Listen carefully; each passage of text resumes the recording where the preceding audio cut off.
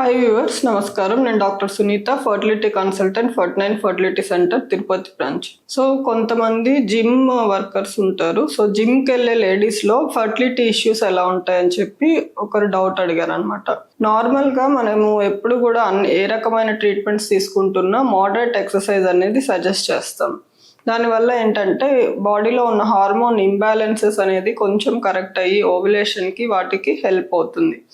అలా కాకుండా heavy exercises అన్కంట్రోల్డ్గా హై ఇంటెన్సిటీ వర్కౌట్స్ చేయడం వల్ల ఏంటంటే కార్టిసాల్ ఎక్కువ ఇంక్రీజ్ అవుతుంది అనమాట. స్ట్రెస్ రెస్పాన్స్ వస్తుంది.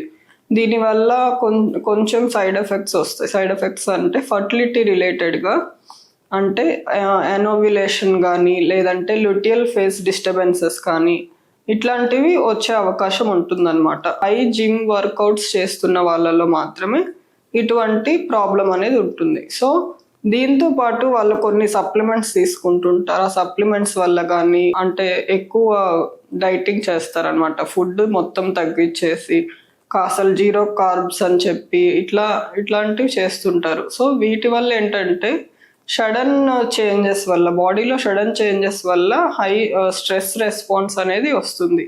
దీనివల్ల న్యాచురల్గా ట్రై చేస్తున్న ఆర్ ఏదైనా ట్రీట్మెంట్స్కి వెళ్తున్న వాళ్ళలో కూడా ఈ high stress response, cortisol levels వల్ల బాడీలో కొంచెం చేంజెస్ వచ్చి ఓవ్యులేషన్ ఎఫెక్ట్ అవ్వడము, లేదు ప్రెగ్నెన్సీ రావడానికి ఒకవేళ ఇంప్లాంటేషన్ ఎఫెక్ట్ అవ్వడం, ల్యూటియల్ ఫేజ్ హార్మోన్ డిస్టర్బెన్సెస్ రావడం, ఇలాంటివి అయితే జరుగుతుంటాయి.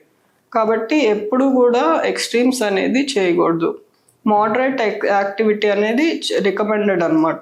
సో దీన్ని బట్టి ఈవెన్ జిమ్ చేసే వాళ్ళలో కూడా మోడరేట్, వాళ్ళ బాడీ యాక్సెప్ట్ చేయగలిగినంత వర్కౌట్స్ అనేది ఎప్పుడు కూడా అడ్వైస్ చేస్తాం. So hope this video is informative. Thank you very much.